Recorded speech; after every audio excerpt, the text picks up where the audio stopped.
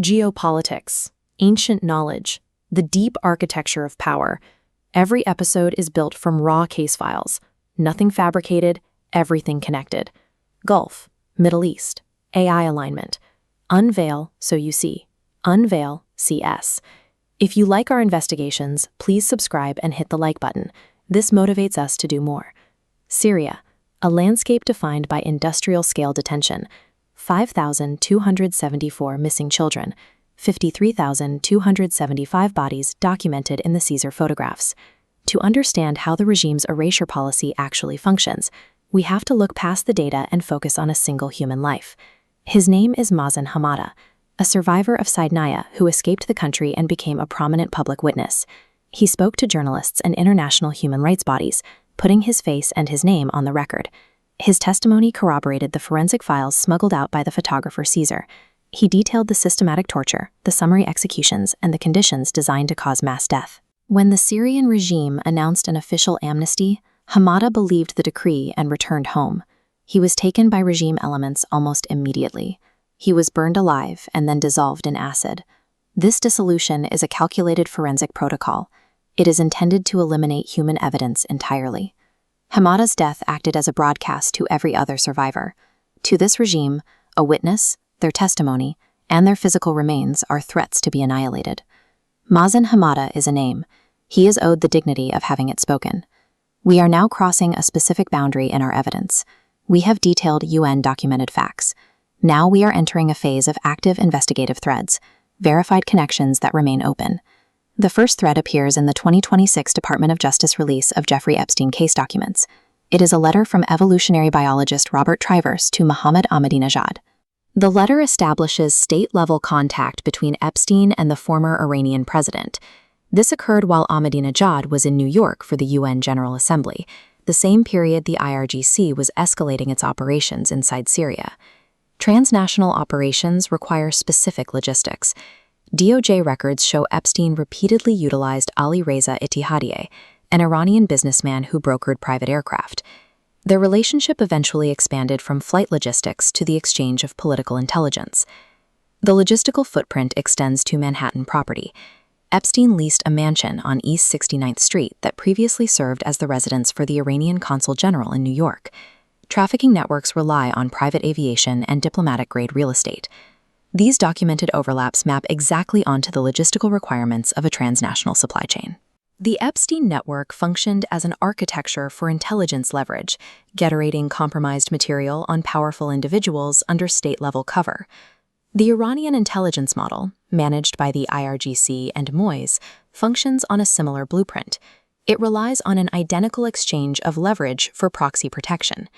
This aligns with the UN finding that Iranian military aircraft were used to transport children out of Syrian conflict zones, placing state aviation infrastructure in the same operational timeframe as the Epstein network. Documented overlaps in aviation, real estate, and structural intelligence models do not constitute a confirmed conclusion. They represent a systemic footprint that demands further investigation. These state operations relied on proxy enforcement. Hezbollah's deployment into the Syrian war was open and repeatedly announced on camera by Hassan Nasrallah. While their military presence was public, their role in the erasure architecture was covert. Ground-level enforcement and the guarding of exclusive IRGC zones inside facilities like Saidnaya. The Syrian prison network was a revenue-generating atrocity pipeline. The absence of a paper trail detailing these transactions is the signature of a state-sponsored erasure operation, not proof of its absence. These networks persist because they are shielded at the highest level of international diplomacy. The use of UN Security Council vetoes effectively blocks judicial intervention, allowing the architecture to remain intact. Evidence is physically dissolved and legally shielded. But architectures of power leave structural traces. We follow them. Unveil so you see. #UnVEIL seeS. If you like our investigations, please subscribe and hit the like button. This motivates us to do more.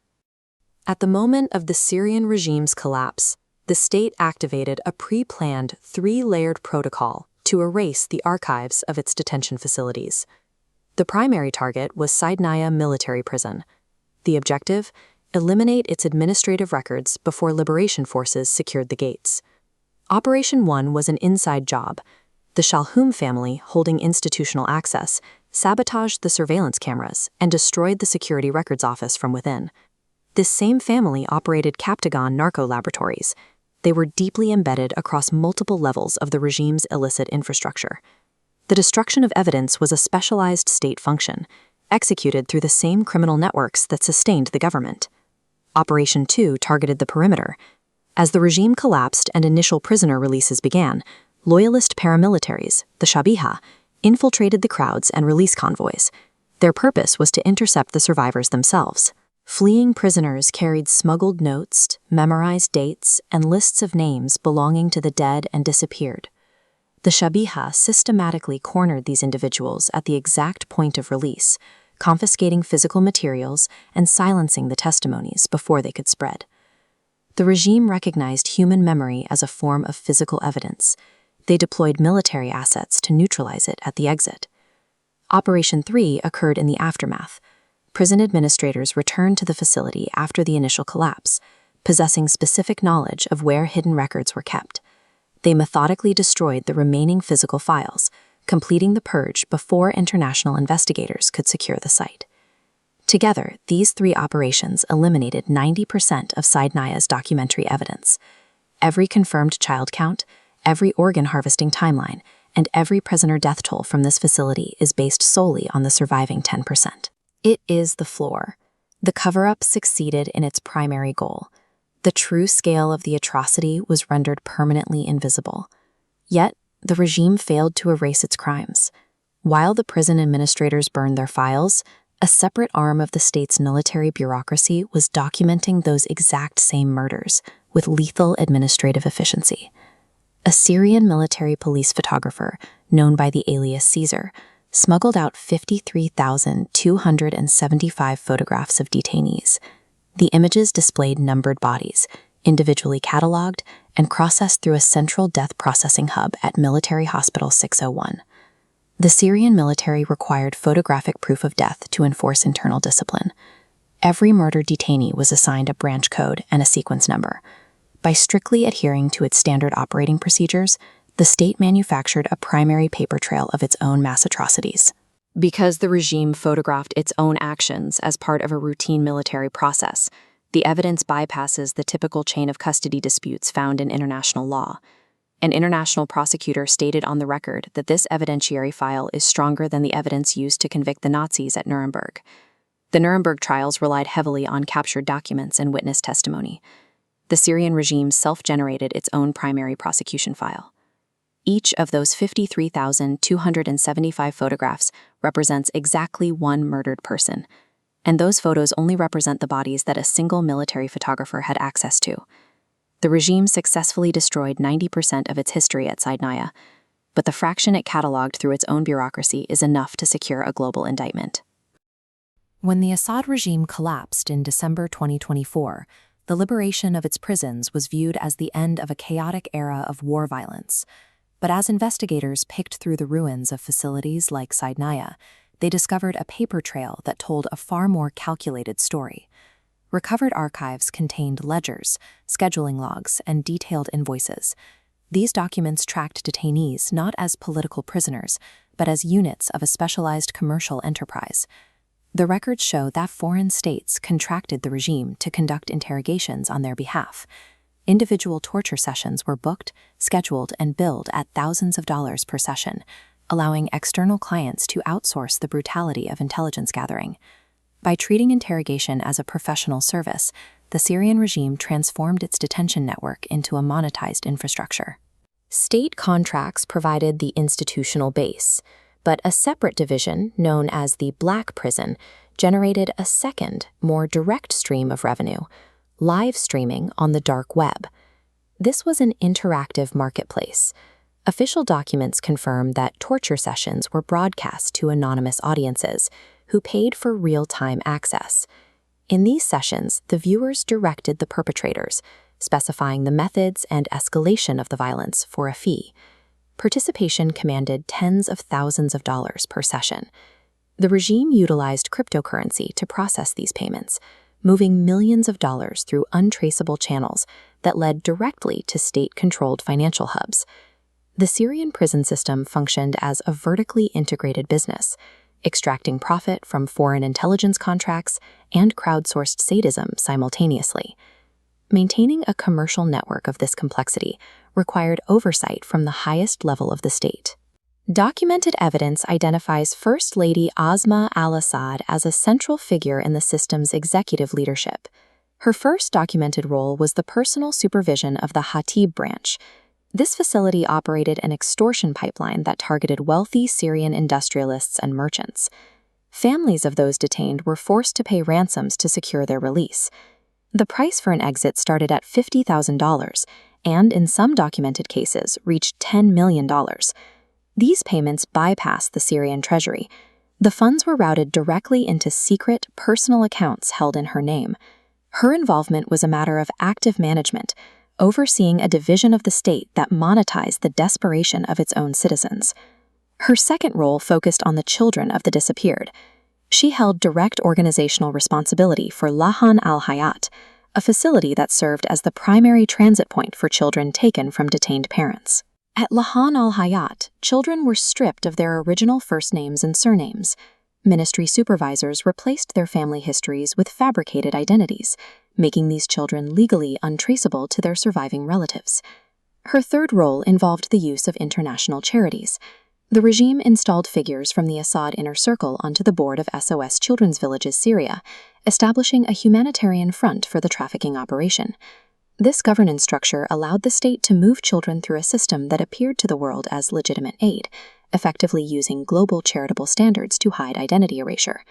Public relations efforts, including Mother's Day campaigns and Vogue features, provided the necessary cover for this trifold syndicate of extortion, trafficking, and the systematic erasure of families. As the regime began its final collapse in December 2024, the operational focus shifted from profit to liquidation. The state had to remove the evidence of its corporate activities before the prison gates were open to the public. The most significant threat to the regime's international clients was the presence of foreign nationals still held within the detention system. In the final hours, these international prisoners were killed. Their remains were loaded into heavy shipping containers and dumped into the sea. Eliminating these witnesses at sea ensured there would be no autopsies and no physical remains to corroborate the testimony of survivors. The Syrian atrocity machine concluded its operations with a coordinated erasure, protecting its architects and their global investors through a final act of mass destruction. Inside the dark rooms of the Syrian detention system, the disappearance of children moved with the precision of a logistical operation. The baseline for this reality is found in the United Nations Commission of Inquiry document AHRC 5371. This record details a specific set of extractions. Between 2018 and 2022, approximately 200 Syrian detainees, explicitly including children, were transported out of the country. With document AHRC 5371, the UN Commission of Inquiry moved these events from the category of allegation to a verified entry in the legal ledger. The documentation records a critical preparatory step. Before they were moved, these children were tissue-matched while they were still alive. Verification of tissue compatibility in a living subject is the medical protocol for organ harvesting. The extraction itself relied on foreign state logistics. The detainees were loaded onto Iranian military aircraft. The flights crossed international airspace and landed in the Iranian capital, where the detainees were transferred directly to Imam Khomeini Hospital. A transport route requiring military aviation and processing at a state hospital points toward a state-authorized operation. To understand the scope of the extractions, we have to look back at the domestic detention infrastructure where these children were initially held. Human rights investigators and legal analysts have officially recorded 5,274 children held within the Syrian detention system. That number is a strict statistical floor. It is derived exclusively from surviving paperwork and reports filed by outside relatives. It is not an estimate of the total victims. The discrepancy between these surviving records and the true count is the intended outcome of a system built for erasure. Before investigators arrived, the regime destroyed 90% of records, leaving a remnant of 5,274. Within this surviving data, children were relabeled as adults, becoming statistically invisible. Children dying during arrest generated zero paperwork. Furthermore, informal black prisons held detainees completely undocumented. The data confirms 5,274 victims, while the protocols of the state successfully obscured the thousands of others. The destruction of the paper trail was designed to be permanent, but a specific scientific mechanism was built to completely bypass it. The blueprint comes from Argentina. Following the military dictatorship of the 1970s and 80s, the Abuelas de Plaza de Mayo developed a methodology to identify children stolen by the regime. Their process relies on DNA matching. Because it uses immutable biological data, it neutralizes the state's advantage of falsified or burned paperwork. Since 1977, this exact methodology has successfully reunited over 130 people with their biological families, including individuals identified well into their 40s.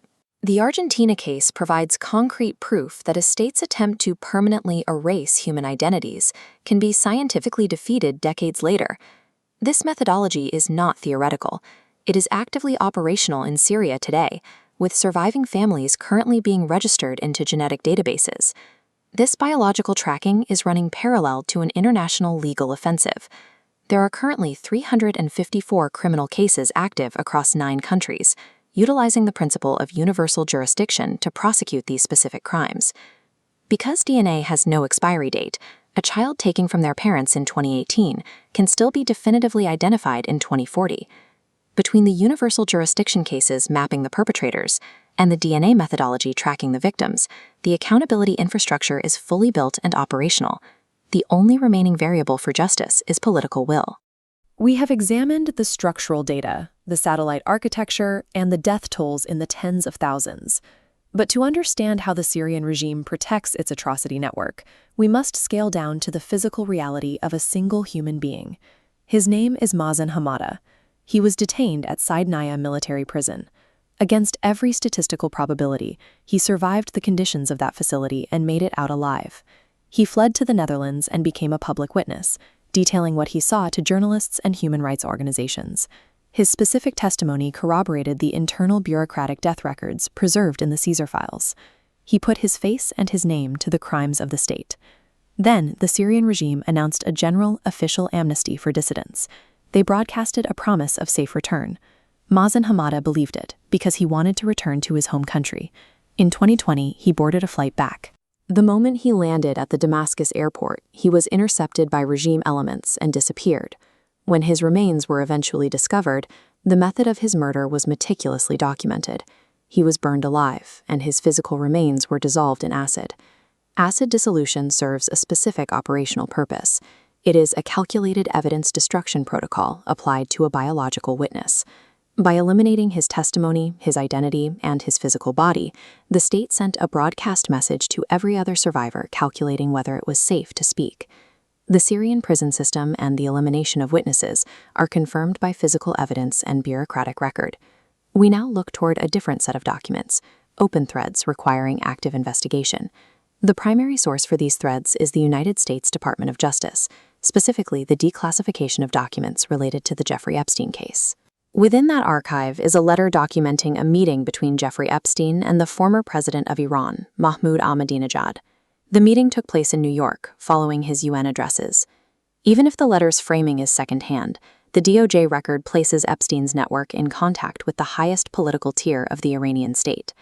This occurred during the years the Islamic Revolutionary Guard Corps was expanding its operations in Syria. A document placing a convicted trafficker in the orbit of an Iranian head of state changes the scope of the inquiry. The evidence suggests the Epstein enterprise intersected with sovereign state intelligence architecture. The logistics of transnational trafficking depend on private aviation. For 4 years, Epstein maintained a correspondence with Ali Reza Ittihadiyeh, the Iranian CEO of a private jet brokerage. Their relationship began with booking flights. But by 2017, the emails evolved into an exchange of explicit political intelligence regarding U.S. policy toward Tehran. Then there is the physical infrastructure. Beginning in 1992, Epstein leased a mansion on East 69th Street in Manhattan. Before the 1979 revolution, that property served as the residence of Iran's consul general. After the revolution, the U.S. government seized the property. The State Department subsequently leased this former Iranian consulate to Epstein. Former consular residences retain structural features, secure communication rooms, and underground infrastructure that differ from standard civilian properties. Shared private jets and diplomatic real estate do not prove a joint trafficking partnership. However, they establish that Epstein and Iranian state actors utilized identical, overlapping logistical infrastructure to manage their respective leverage networks. The baseline is confirmed. The Syrian prison system functioned as a state-protected torture and revenue factory, managed jointly by the Assad regime and the IRGC. Parallel to this, the Epstein operation functioned as a state-protected leverage and trafficking network, relying on the same mechanisms of financial secrecy and elite access. Both networks were active in the same geopolitical decade, and both intersected with Iranian state actors. They utilized similar mechanisms, diplomatic properties, and private aviation, to operate outside the reach of standard law enforcement. This is the boundary of proof. Multiple infrastructural threads pointing toward the same node constitute a serious, unresolved question, rather than a final conclusion. The Syrian regime successfully erased Mazen Hamada's physical body, but the paper trails left behind in DOJ archives and property deeds are indestructible. Responsible investigation requires us to refuse to inflate or dismiss these surviving threats. We have to hold the documentation up to the light and rigorously demand to know exactly where the architecture of state-protected leverage leads. The pattern is always there. We see it. Investigating geopolitics, ancient knowledge, prophecy, and the deep architecture of power. Every episode built from real case files. Nothing fabricated, everything connected. Gulf, Middle East, sacred mysteries, AI alignment, the things hiding in plain sight. Are you seeing what we are seeing? Real cases, AI analysis, unfiltered patterns. We unveil so you see. #UnVEIL SeeS. If you like our investigations, please do subscribe and hit the like button. This motivates us to do more. To close this case, we have to establish the boundary of the record. We are dividing the undeniable, documented history of the Syrian atrocity pipeline from the investigative leads we are currently pursuing. Saidnaya was a commercial enterprise. Official records recovered after the regime's fall confirm that foreign states paid for specific torture sessions here. These were booked, scheduled, and invoiced. The regime didn't just detain people, they monetized the capacity to break them. The proof is in the regime's own bureaucracy. A defector known as Caesar smuggled out 53,000 photographs of corpses, each one catalogued and numbered by military police. This was an industrial system that produced its own evidentiary record. The UN Commission of Inquiry has since mapped the result, a total erasure of the family unit. Men were executed, women were trafficked, and children were separated and placed into state-controlled orphanages, where their identities were rewritten. This was not the chaos of war. It was a highly structured architecture of human erasure. The operational reality of these facilities involved more than the Syrian state. The IRGC Quds Force and Hezbollah fighters were embedded within the detention apparatus from the earliest days of the conflict. Human rights groups mapped exclusive zones inside Saidnaya controlled by the IRGC. These wings were so sensitive, even Russian military advisors were barred from entering. Hezbollah managed the ground-level enforcement. They provided the interrogators and the cross-border smuggling routes that linked Syria, Lebanon, and Iran into a single logistical corridor. We are now tracing whether this Iranian state infrastructure handed those extracted victims directly to international buyer networks. If the IRGC is the puppet master of this extraction engine, we have to look at where else their state logistics intersect with global networks. Tracking the Iranian state infrastructure leads us away from the prison cells and toward the mechanics of international travel. DOJ released documents confirm that nodes of the Iranian state were interacting with the logistics of the Jeffrey Epstein network. For 4 years, Epstein utilized a private jet broker with deep Iranian connections. Correspondence shows the relationship moved beyond simple flight logs and into the exchange of intelligence regarding Iranian domestic policy. Epstein's network had direct lines to the highest levels of the Iranian state, with records documenting meetings between Epstein and the Iranian presidency during the same window that the IRGC was expanding its prison operations in Syria.